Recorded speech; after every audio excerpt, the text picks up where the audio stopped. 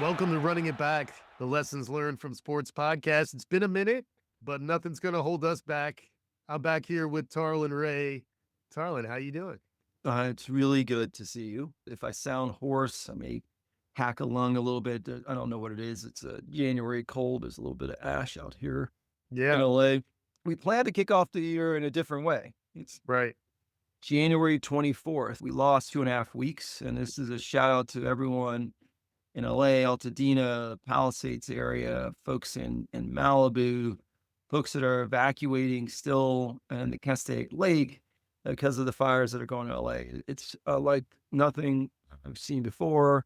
I know folks in LA, Hollywood area that had a quick surprise. Studio City, folks in LA have dealt with this before, but not since 1961 do you have something that was this horrific. So as someone who evacuated his home with dog and wife and two daughters, and then Yeah, having interesting conversations, evacuating my 80 and 78-year-old parents.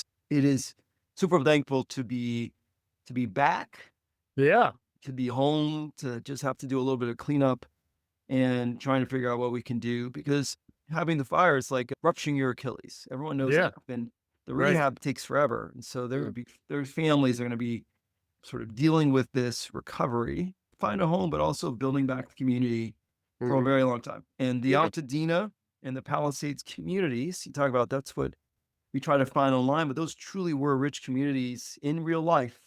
It's hard to replicate. So yeah, happy to be here. yeah. Back in the day, I used to play a lot of poker right around when 9/11 happened. And I kept saying afterwards, if we stop playing cards, terrorists win. And I feel like if we stop running it back, then extreme weather and the Santa Ana winds win, and nobody puts baby in a corner, Tarlin. I saw Chia earlier. Nobody puts Chia in a corner. We're coming back strong here.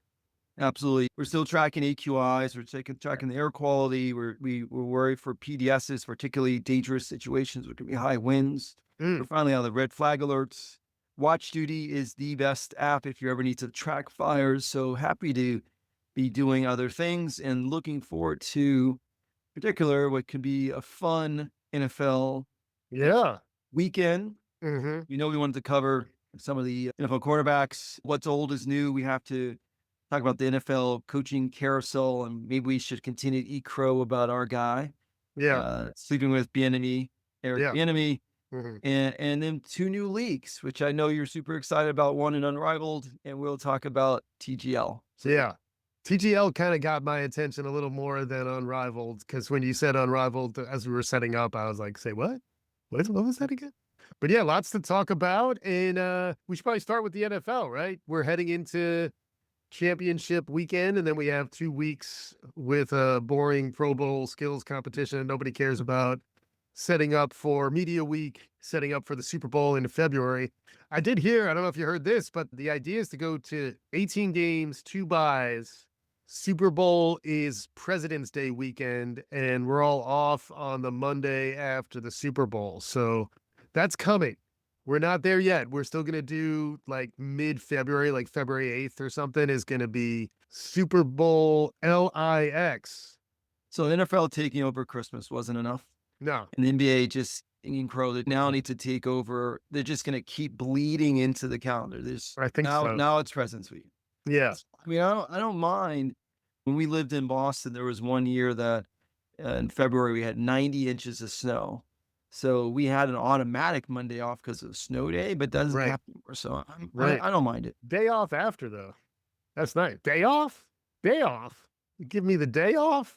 Yeah, baby. Did you see, So by the way, like, it does seem like Kevin Hart and FanDuel are stealing all of our NFL meme show concepts. They had Allen Iverson on first, not NFL, NBA, but memes. all right, They had Iverson on first, and now they carted out Jim Mora. because those are the best ever. That's why we continue to quote them. Let's talk about Commanders Eagles first. Yeah. So playoffs. We're talking playoffs and transcendent rookie quarterback. That's my quarterback.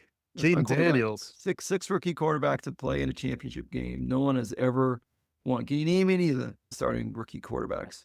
I think Roethlisberger made it pretty far. Roethlisberger, Flacco. Flacco, Yeah. I forget who else. Mark Sanchez. Sure. Pre-butt fumble. Sean King. Don't forget Sean King, Sure. who stepped in for Trent Dilfer after a collarbone injury, Yeah. playing for Tampa. And then don't forget most recent Brock Purdy, Mr. Irrelevant, Right. 2022. Yeah. Although for me, when I was thinking about comps to Jayden Daniels as a rookie, if he does run the table, and we're recording this when you don't know what's going to happen, there's a chance, you're saying there's a chance that the Philadelphia Eagles do what they're supposed to do and put Jayden out of their collective misery and they advance with a shot at either the Bills or the Chiefs. But there's still a chance that this kid, Cinderella story, comes out of nowhere. Although LSU, we kind of knew he was skilled, but we didn't know he was this skilled, blowing away what CJ Stroud did last year.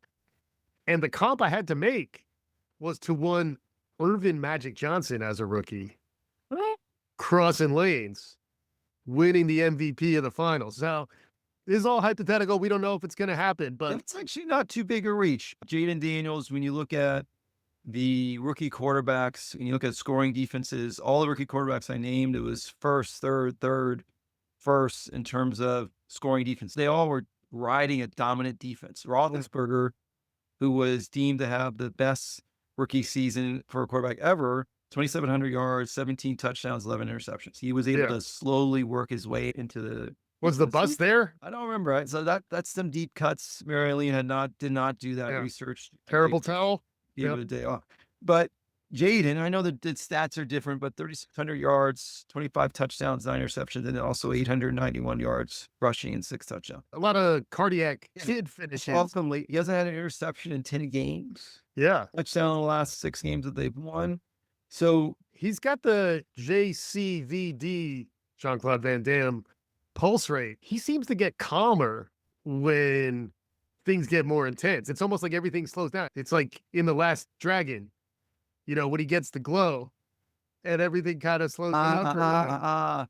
Well, the knife.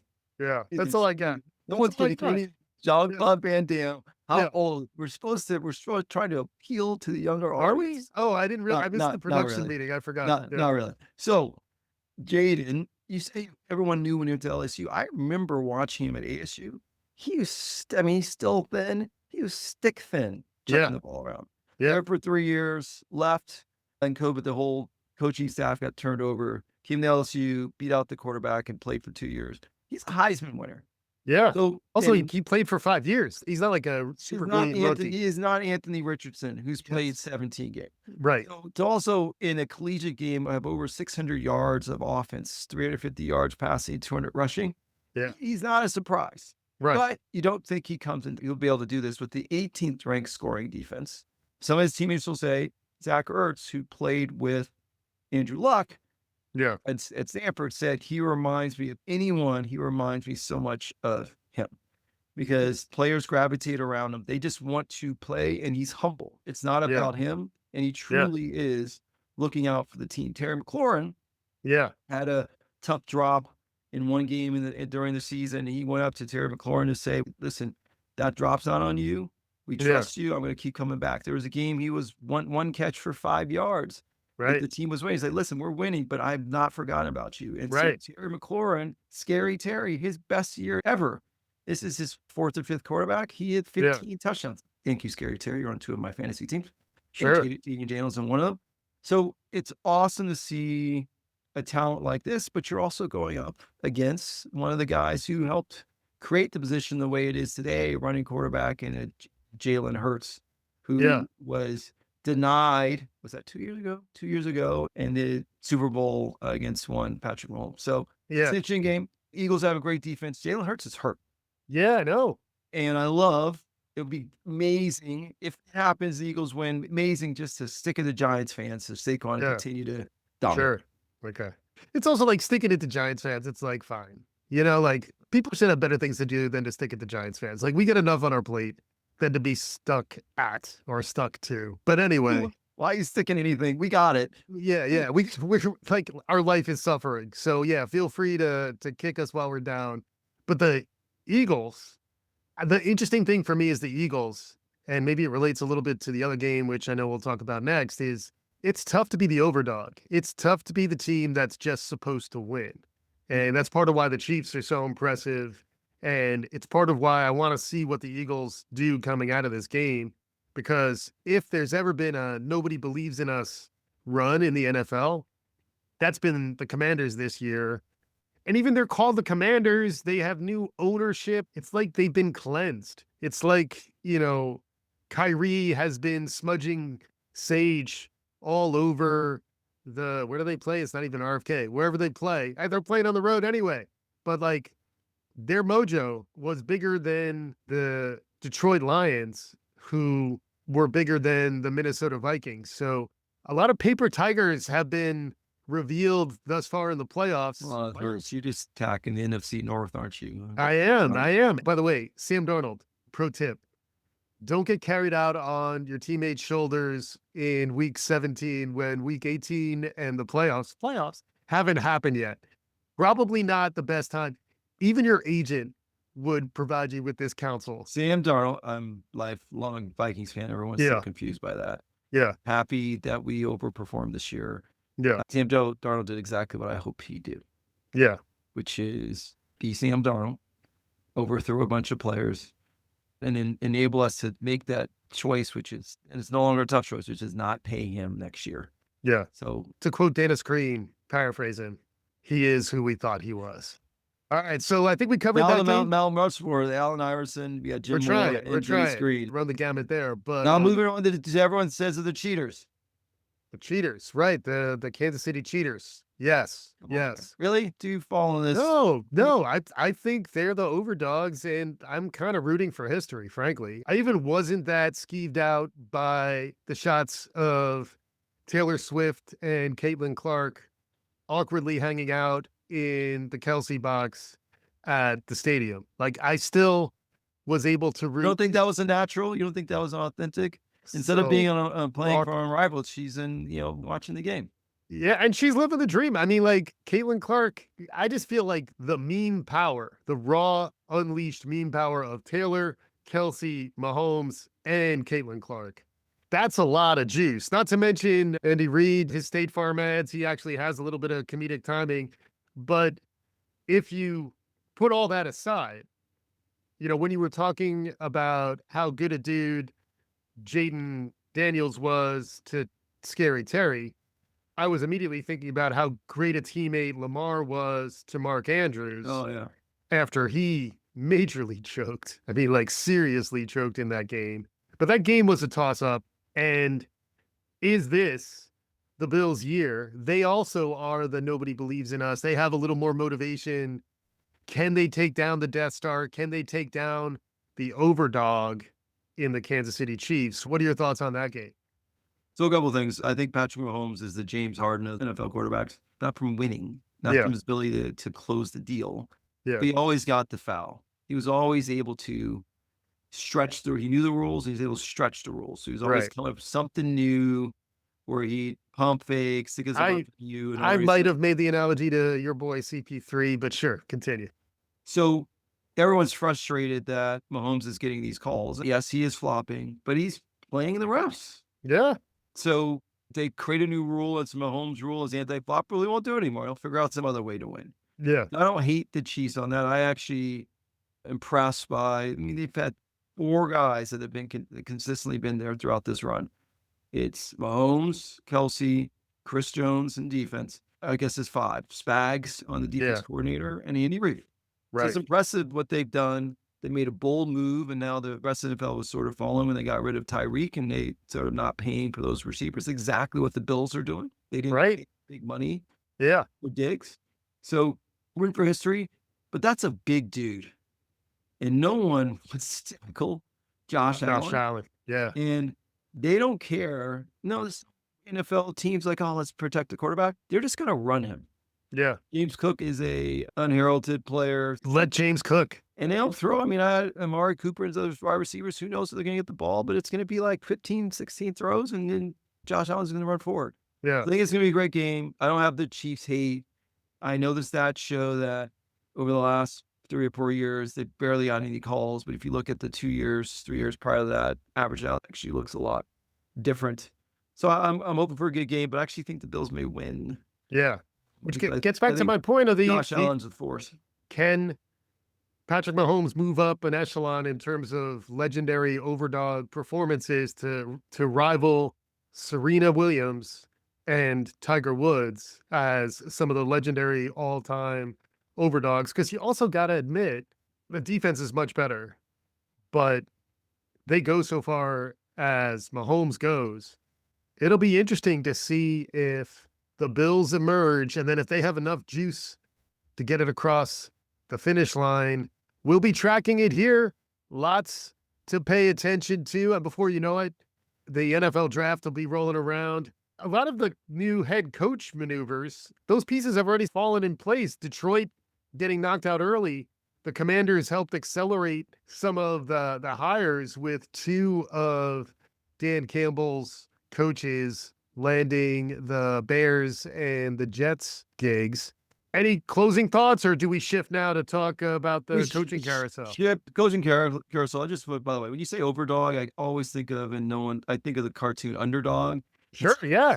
I'm like, is overdog often used when you talk about the dominant team or the one who's favored? So anyways, I'm just letting you know what's going through my head. I know it's tough to keep up with me. Very hard. Coaching carousel, super interesting. You knew Ben Johnson was going to land somewhere. Landing the Bears, though, you're an offense coordinator. You're going to make the smart move, and you're going to not pick a team. He's picking a quarterback. So he already has a franchise quarterback. You saw him play twice this year. So that guy's not an idiot. It's the guy who has the ball most of the time. Aaron Glenn, a little different. I loved his fire on the sideline. He was a Jet. I'm happy they did a retread with Rex. They need to, new blood looks great. It was a Rooney Rule carousel hire, so great. I'm happy O'Connell got signed. So Kevin O'Connell on the Vikings was signed to an extension. We need to keep him there. Our GM can get signed to extension. I thought there are two moves that were super interesting. One is the Jaguars, new head coach, Cohn, who is the offensive coordinator for Tampa Bay, has gotten 2 amazing years out of Baker Mayfield. Originally went to go interview with the Jags and decided he didn't want the job because of the GM. And then the next day, GM's out, and then he's hired. That is amazing. That's like Real Housewives shit right there. It's like, hey, I don't like that person. Yes. Maybe I'll come. I heard he flipped the table in the locker room. So that was fascinating. And then what's old is new, what's new is old. The fact that Pete Carroll, the youngest 74-year-old around, picked up by the Raiders, is fascinating to me. I mean, the Raiders, out of anyone, needs a culture reset. He's a culture leader. That team unraveled a little bit with Pierce. I'm surprised when Pete Carroll was throwing his name in, Rex Ryan. I didn't think any of the teams were going to go after some of the older coaches. So a little surprised. We'll see if Pete Carroll turns it around and the Raiders win a couple of Super Bowls. 4 years, he'll be 78. He'll be ready to run for president. If this job had become available, whether or not Belichick would have been interested.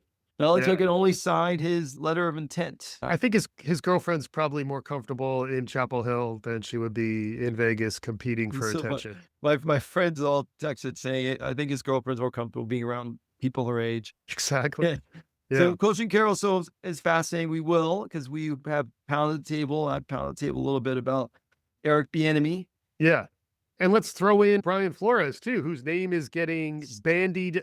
Is it being bandied about? Even though he's suing the NFL, they have actually gone, it's 2 straight years of having a dominant defense, older veteran team, shocked that he's ill-performed. Part of the reason we won this year is because of that defense. Right. So Brian got a lot of interviews, but no sniffs. I think the window's closed now. But Eric Bieniemy, we all know Eric Bieniemy won a couple titles with Kansas City Chiefs as the OC. Yeah. On the table, like, why can't he get a coaching job? He eventually lateraled to the Commanders for a year with the Sam Howell experiment before Clint Kingsbury and Jayden Daniels showed up. Yeah. And it was a disaster. That was awful. So then he made the move back and he came to the Bruins, taking the spot of demotion. Demotion. Or is it not demotion? Taking the spot of one Chip Kelly, who left the head coaching job at UCLA Bruins to become the OC for Ohio State. Like, that's a demotion. And then he just won a national championship. They spent $20 million on the championship, but kudos to Ohio State, Ohio State. And now Eric Bieniemy, after 1 year, horrible offense, leaves, and he says, we had always planned for me only to spend 1 year. So Eric Bieniemy, and I don't know if Byron Leftwich is in the same camp, because I'm not clear why his name ever doesn't show up anymore. Is Eric Bieniemy done? Yeah. You done? And like open invite, we have had a guest. Shout out again to Prof. Lou Moore for being our first guest. I wouldn't mind interviewing Eric Bieniemy, and with his trajectory right now, we might be able to book him, and we could ask him. Maybe we could interview Eric Bieniemy, or at least probably more within our budget, like a chatbot version of Eric Bieniemy, because the dude might just be a terrible interview. There might be reasons why. There might be more than we thought. Systemic racism is real, but also bad candidates sometimes are kicking around in the system. The jury's out. And is it because, DEI is getting beat up now and I'm starting to punch down on it? I don't know. But I think Eric Bieniemy might not be qualified to be an NFL head coach. Shot fired. Wow. Yeah. You can't take this outside. Yeah. So there may be some smoke because they said Eric Bieniemy has had some issues and tension with Mahomes and some of the other players. From the smoke, there's fire. I will not go with the qualified line. That is bullshit. I said maybe, please. First yes, time I heard that. absolutely. You got me to I like it. Yeah. a little fired up, smoke in the lungs. Bring the heat. I will not use a qualified line. He may be an asshole. Yeah. And that may be part of it.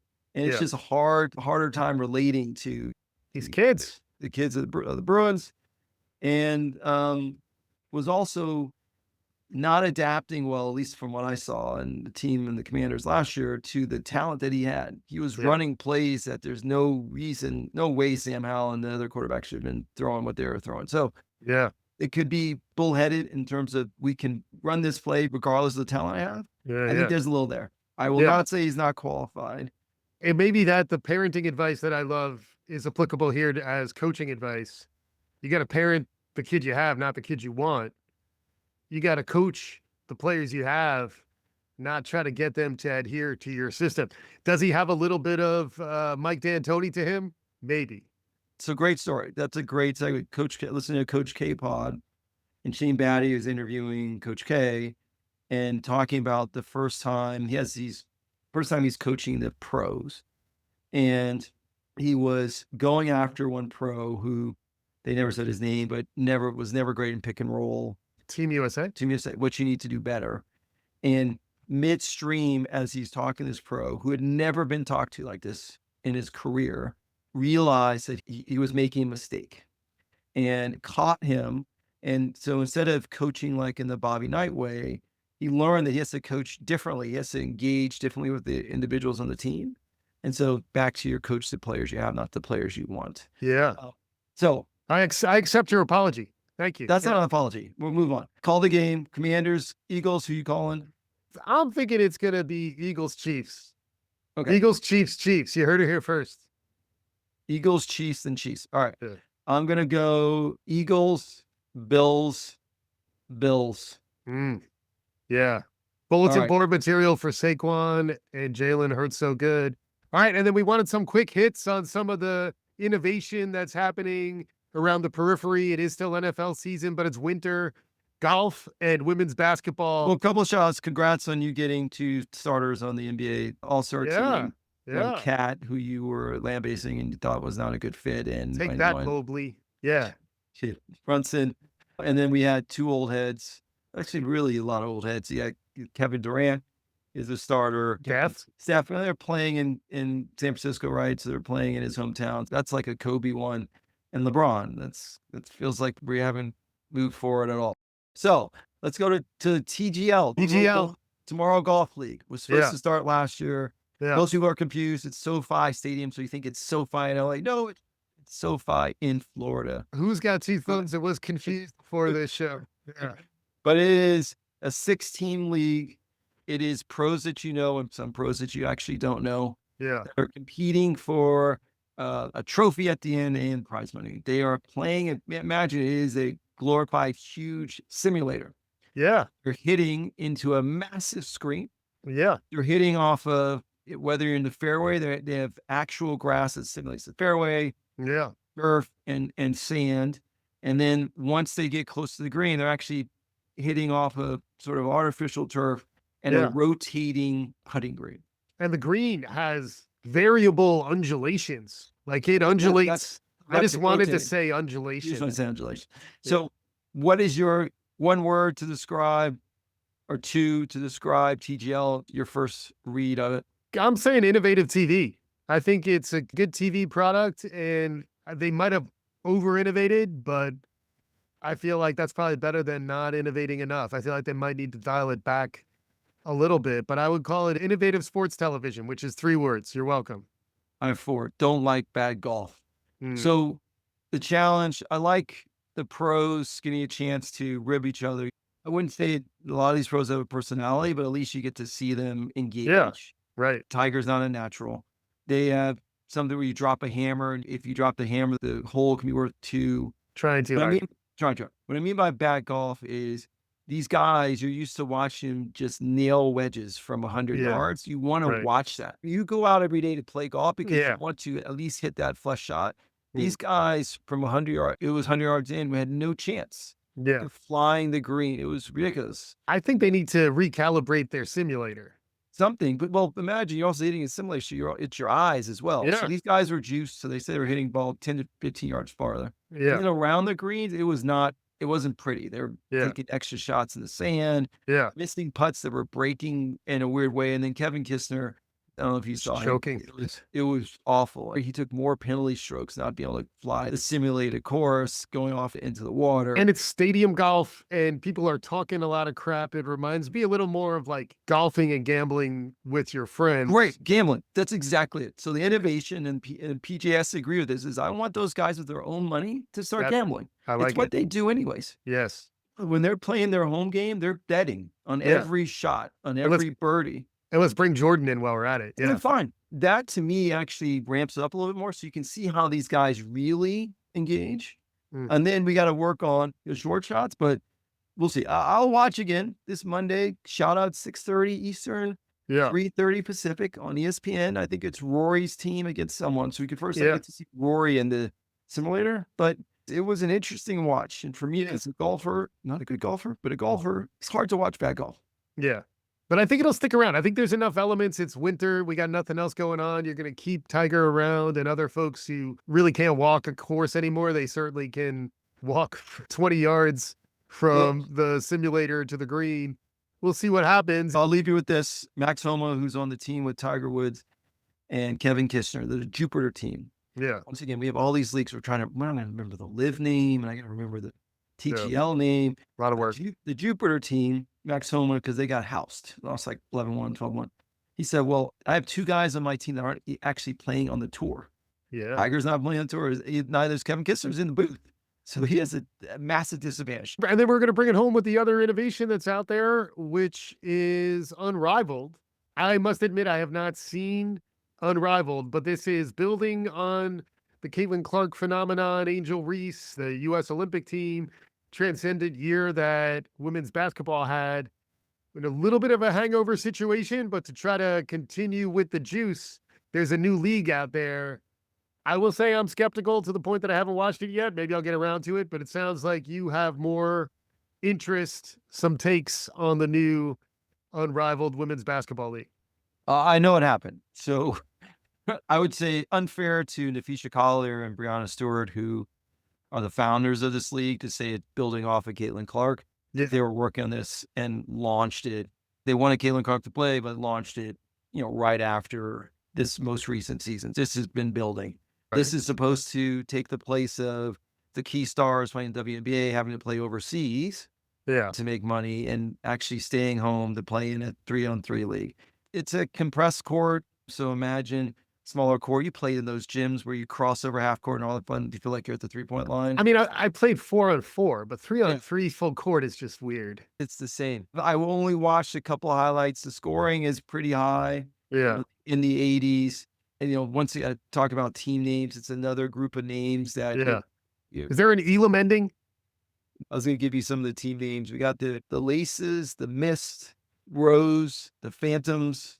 So I'm not going to remember any of those, nor will I remember any TGL. How hard is it to just pop some team names out of ChatGPT? I mean, come on, people. To your point, the women's college basketball, it was must-see TV. It was dominating ESPN programming, especially Iowa Hoops.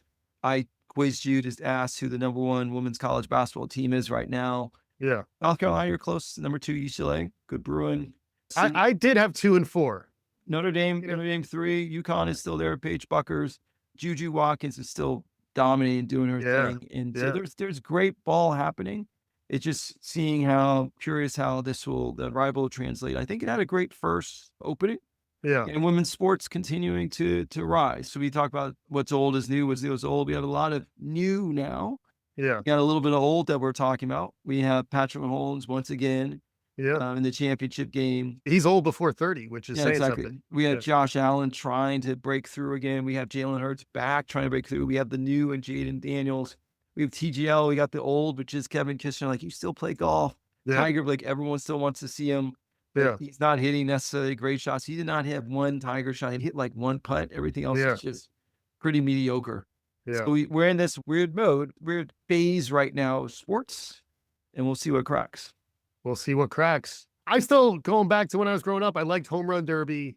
I still feel like they could do something like horse skills weekend, get Jokic and Steph and LeBron and I don't know, get some of these guys out here doing something entertaining. It'll look like a Sprite commercial. I don't know, NBA. Come on, get your act together. But we're back, baby. I'm glad you and Southern California are on your road to recovery. We're going to continue to run it back this year. Final words, Tarlin? No, excited for LA. It'll be a long rebuild, but LA strong. For many of us, it's sort of the beginning of 2025. For many, they're still sort of recovering, but hopefully it's sort of small glimmers. And with LA Rams for a moment was that team that everyone could lean on. Maybe it'll be the Lakers who just beat the Celtics. Maybe the Clippers who are surprised, but we need something to hold on to give that glimmer of hope. It was the Dodgers, obviously, Yeah. and we keep dominating, bringing in more players. Certainly dominating the offseason. Yeah. So anyways, thanks. It's always good to see you. Don't be a stranger. And next time I won't have this rasp. Yeah. And we'll be back. I think we're planning to do this once a month on a Yes, regular sir. rhythm. So we'll pick up on that and we'll be back again soon. Thanks as always, Tarlin. This is Running It Back.